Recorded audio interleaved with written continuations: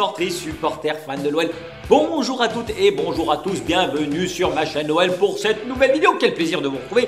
Bam! Oh oui, au programme et au menu du jour, comme d'habitude. On va faire un petit point, voilà, sur le mercato, ça croustille, ça pète dans tous les sens, les infos tombent à chaud, là j'arrive plus à suivre. On va regarder aussi le mois de janvier, le mois de février, où on va, qu'est-ce qu'on va devenir, qu'est-ce qui se passe dans ce club. On va analyser ensemble. N'oubliez pas de vous abonner, s'il vous plaît, avant toute chose. Faites vivre la chaîne, allez, qu'on gonfle, que le staff, vraiment, si ça vous plaît, le contenu des vidéos, toujours dans la joie et la bonne humeur, on peut analyser, être supporter passionné, mais rester neutre, bien entendu, et objectif. Allez, on attaque tout de suite cette vidéo. Regardez. Assez simple.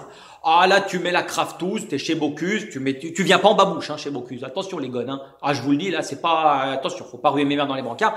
Mais regardez la photo du calendrier du mois de février, ce qui nous attend. Maman, Monaco, Lille, Lens, Nice et Marseille. Oh oui, purée, entrée plat dessert. Ah là les gones, tu sors chez qui, tu invites madame au resto Attention, faites pas les pinces, faites pas les crevures Attention sinon ça fout dehors, bande de cons. Bon. Qu'est-ce qui va se passer au mois de février? C'est simple, à la fin du mois, on va pouvoir savoir si oui ou non, on va pouvoir aller chercher les objectifs potentiels qu'on s'était fixés en début de saison.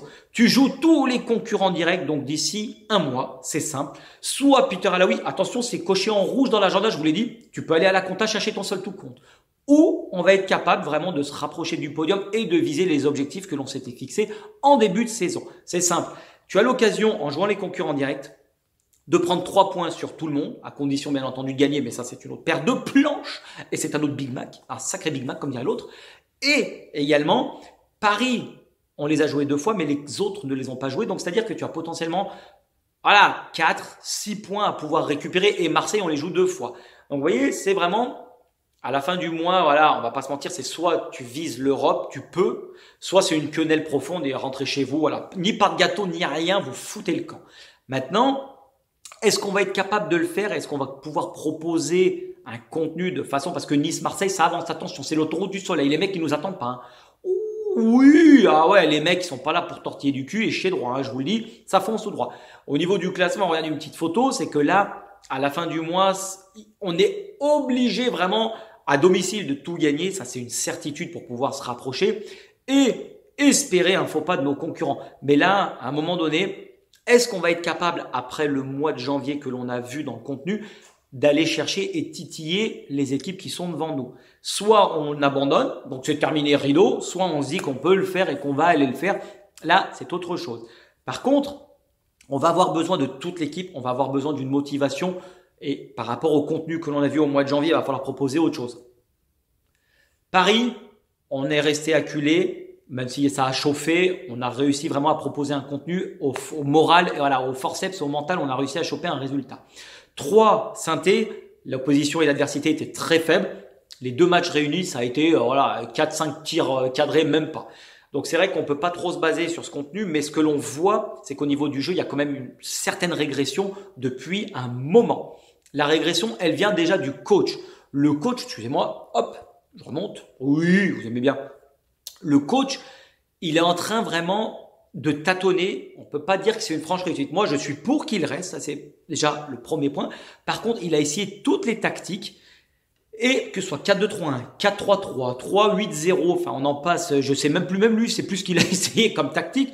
Mais il est en train de se renier. Pourquoi? Parce qu'il était venu avec des ambitions claires, précises. Football offensif, possession de balle, du jeu folklore, du jeu tourné vers l'avant, du spectacle, avec contre-pressing, le gegenpressing pour ceux qui connaissent, t'as 5 secondes, tu récupères la balle, tu les étouffes. Aujourd'hui, ce que l'on voit, on va pas se mentir, c'est que aussi bien comptablement que sportivement, c'est peu et c'est faible. Là, par rapport à ce qu'il avait prôné, par rapport aux envies qu'il avait de mettre en place ce système, c'est faible, on va pas se mentir. Il est à l'opposé, il est aux antipodes de ce qu'il avait annoncé. Déjà, par rapport à ce qu'il avait annoncé, il avait dit pour mettre en place ce système, c'est simple, j'ai besoin de tel joueur. Chose qu'on lui a pas accordé. N'oubliez pas que Peter Alaoui voulait se barrer fin août. Il a dit, moi je reste pas dans ce gourbi, ça pue la merde ici chez vous. Il veut venir, on lui propose un challenge, il a dit c'est simple, moi je veux mettre ça en place, par contre il me faut tel joueur, on lui a dit c'est niette, enfin on lui a dit oui, t'inquiète pas, vas-y que je te joue de la flûte et de la mandoline et du pipeau bien entendu. Et le mec a compris que la pastille était profonde. On a réussi à combler les trous avec du scotch, mais du nid et tout, après c'est parti en vrille. Maintenant il est esselé, donc il se dit Mathématiquement, c'est toujours possible. On peut aller chercher les objectifs du club. On est qualifié en Europa League, on a fait un parcours presque parfait.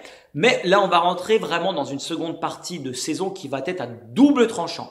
Donc, Peter Alaoui, là, va falloir que tu arrives à combler les difficultés que l'on a. Les difficultés que l'on a, qu'est-ce que c'est? C'est qu'en début de saison, on jouait bien. On prenait peu de points, on se faisait revenir au score, on n'arrivait pas à tenir le résultat, on marquait des buts, on proposait des phases de jeu intéressantes. Et depuis le mois de janvier, on n'a plus que sur penalty, on a une force de frappe offensive qui est inexistante, ça gâtouille, ça patauge, mais on arrive à tenir un résultat bien que les deux adversaires étaient faibles et qu'on Paris, on s'est fait remonter mais on n'a pas perdu. Et on menait parce qu'on aurait pu gagner, bien entendu, c'est dommage parce qu'on a eu les occasions. Mais voilà, c'est que offensivement, quand on tenait la route, défensivement, on n'arrivait pas à le faire, on n'arrivait pas à maintenir un score, sachant que je ne mets pas en cause la défense parce que défendre, c'est une affaire d'équipe. Défendre, c'est facile, savoir défendre, c'est difficile. Et comme on sait que l'OL peut gagner tout le monde et perdre contre n'importe qui, là, c'est là où le bas blesse. Par contre, ce qui est dommage, c'est qu'on n'arrive pas à faire 90 minutes condensées, c'est-à-dire avoir aussi bien offensivement la capacité de marquer, de proposer du jeu et de finir les actions, et défensivement de ne plus concéder de but. Ça, on ne fait pas. Quand l'attaque va, la défense ne va pas, et quand la défense tient la route comme en ce moment, c'est toute l'attaque qui est en berne. Donc c'est là où il va falloir vraiment gommer ces imperfections. Avec quelle tactique? Parce que quand on va jouer les concurrents directs, si tu restes en 3-4-2-1, c'est simple, tu joues sans ailier, tu te prives de toutes tes forces offensives. Sans ailier, ça veut dire que le Big Shaq, Karl Magic Toko, Tino Rossi, Chicles, Slimani, tout ça c'est sur le banc de touche. Ça veut dire que tu bases ton équipe, tu comptes jouer contre ces équipes avec un jeu voilà de transition verticale vers l'avant comme contre Paris. Tu bétonnes, tu restes en place derrière, tu fais en sorte de ne pas prendre de but et tu exploses rapidement vers l'avant. Donc, est-ce qu'on va se priver de tous ces éléments ou on va revenir à une tactique? Moi, sincèrement, dites-moi dans les commentaires, je ne sais pas comment il va jouer. Parce que quand tout le monde va revenir de la CAN et quand on va avoir un effectif complet, concrètement, là, je ne sais pas comment on va faire. Mais avec ce style de jeu, est-ce qu'on va pouvoir gagner tous ces matchs ou au moins prendre des points? C'est pas dit, je ne sais pas ce qu'il faut faire. Moi, je milite pour un 4-3-3, je le dis, avec des ailiers, avec vraiment... Mais je pense pas qu'il va le faire, il va rester parce qu'il préfère vraiment, voilà, il a une épée de Damoclès, le mec. Ah, je vous l'ai dit, on lui a demandé à la fin de février de prendre des points. Et ben lui, pour l'instant, c'est simple, c'est qu'il va falloir aller chercher des points. Le classement, je vous l'avais mis, mais on peut pas faire concrètement. On n'a plus le choix. Il doit prendre des points. Donc maintenant, il met de côté, il renie ce il a voulu souhaiter mettre en place. Et maintenant, c'est pragmatique. Si on prend des points, peu importe la situation. Est-ce que vous préférez bien jouer et finir 11e ou mal jouer et remonter et aller chercher les ambitions européennes? Parce que n'oubliez pas, la Ligue des Champions, la Champions, c'est impératif pour l'équipe et surtout pour les finances du club. Maintenant, la seule chose que je regrette par rapport à Peter Alaoui, c'est qu'il y a trop de passe droits dans cette équipe. Il y a trop de joueurs qui jouent et qui malheureusement n'apportent rien depuis un moment. Ça, c'est un autre point que je vais aborder juste après, mais il y a des passes droits, on dirait Aouar, Dubois, Da Silva, mais lance autre chose, Barcola. Pendant la CAN, on avait des joueurs qui étaient vraiment absents. Et c'est pourquoi on lance pas ces jeunes? Pourquoi on donne pas du temps de jeu? Le Big Shot, tu veux le relancer, mais tu le fais jamais rentrer. Tu fais rentrer 10 minutes à chaque fois. Moi, je trouve qu'il y a trop de joueurs qui ont des passes droits et surtout, ce sera sur ça qu'on va finir. Il y a beaucoup trop de joueurs qui, depuis des années, stagnent ou régressent dans l'effectif. Ça va faire 3-4 ans. On a à peu près les mêmes joueurs, à quelques exceptions près. Quels joueurs, hormis ceux du centre de formation, Dolce Gusto, Lukeba, Cacré, Bruno G, Paqueta, quels joueurs vraiment progresse au sein de l'effectif? Je n'en vois aucun. Je trouve qu'il y a une stagnation. Les joueurs ont atteint un plafond de verre. Ils n'arrivent plus à apporter grand-chose dans cet effectif, que ce soit technique ou mental. Ils sont arrivés à un stade où, hormis un transfert, hormis aller voir ailleurs, ils ne sont plus capables d'apporter grand-chose au sein de l'effectif. Et c'est vraiment dommage. C'est ça qui ferait défaut dans cette équipe. C'est qu'on a besoin de se renforcer. On a besoin de créer une émulation. Oh oui, j'aime bien ce mot. Par contre, la dernière partie, le mercato, oh, Azmoun, alors on commence par la quenelle du siècle. Alors le mec, ça fait 15 ans, il doit signer à l'OL, il a préféré signer au Bayer Leverkusen.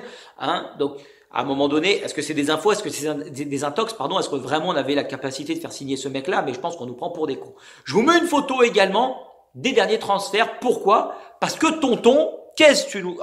Arrête tes moustaires, tonton. Tu nous dis que tu as dépensé 150 millions, on a été assez attractif sur le marché des transferts depuis 3 ans.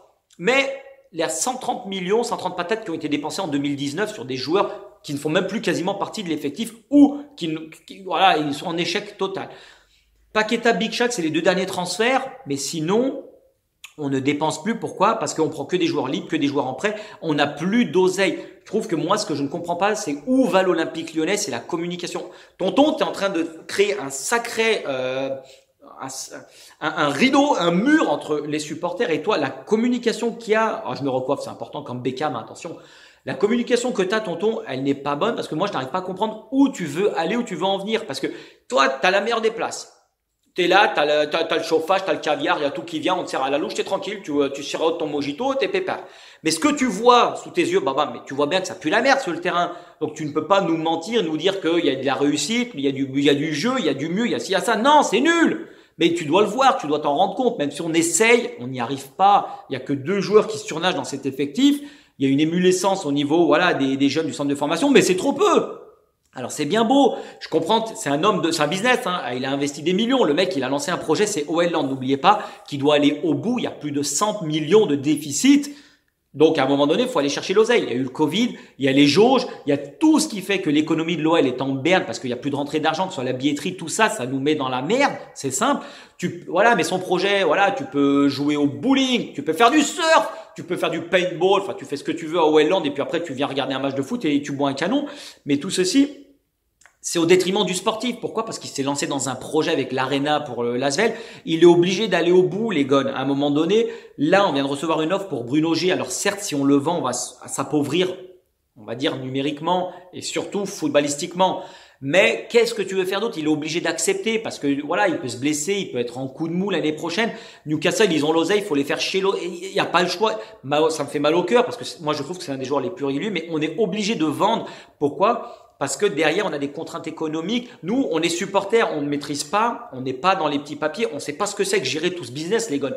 Faut pas se mentir, même si moi, sportivement, je préférais que ça passe avant, parce qu'à une grande époque, Newcastle qui pose 40 patates, c'est ça, tu leur dit, écoutez, c'est intransférable, barrez-vous, bande de nazes. On veut pas parler avec les sans dents, hein. Sauf qu'aujourd'hui, on accepte, on pose des conditions sur des joueurs parce qu'on est dans le dur.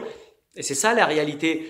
Mais où on va, qu'est-ce que l'on fait, moi je comprends pas, c'est que à un moment donné la situation au club. Alors sachant petite parenthèse, là Marcello, voilà, on vient de le résilier, il avait un emploi fictif depuis 10 piges. On va sûrement perdre peut-être Bruno G, même s'il n'y a pas encore d'accord qui a été trouvé à la fois avec le club et avec le joueur. Moi je sens bien Matuidi qui va débouler les gars, hein. Il a été libre avec l'Inter Miami. Moi je vous dis Matuidi, mettez-le dans un coin de votre tête. Le coach, attention, il a du pif, hein. Rappelez-vous ma petite patate. Moi je vois tout, je sais tout, mais je ne dis rien. Je suis comme le corbeau, d'accord? Par contre, au niveau du sportif, on perd des joueurs parce que si Bruno G part, il y a Juni qui est parti, Paqueta, merci, il va aller danser la samba ailleurs, ça c'est certain.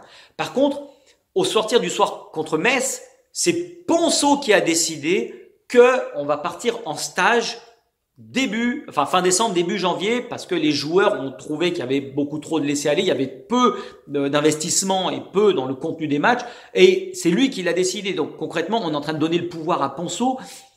Mais voilà, on avait un directeur sportif, donc vous voyez, c'est toute cette communication, moi je trouve, qui n'est pas bonne autour de l'OL et qui me fait mal au cœur. Mais bon, après moi, j'analyse ce que tonton dit, je suis pas tout à fait d'accord avec toi, mais qu'est-ce que vous voulez qu'on fasse? Voilà, on est là, on n'a plus que nos yeux pour pleurer et on est supporters avant tout. Mais bon, on va finir sur ça. J'y crois. Faites-nous rêver, même si la situation, je sais pas où on va, sincèrement, mais on y va tout droit. En tout cas, c'est simple. Attachez votre ceinture et puis de toute façon, il n'y aura pas d'autre issue de secours. Voilà, dites-moi dans les commentaires ce que vous en pensez. C'est tout pour aujourd'hui. D'ici là, portez-vous bien. N'oubliez pas, l'Olympique Lyonnais est et restera une formidable raison d'être heureux. Faut être fort dans la vie parce qu'elle nous fera pas de cadeaux, les gars. Allez, tchuss et belle journée. Profitez bien.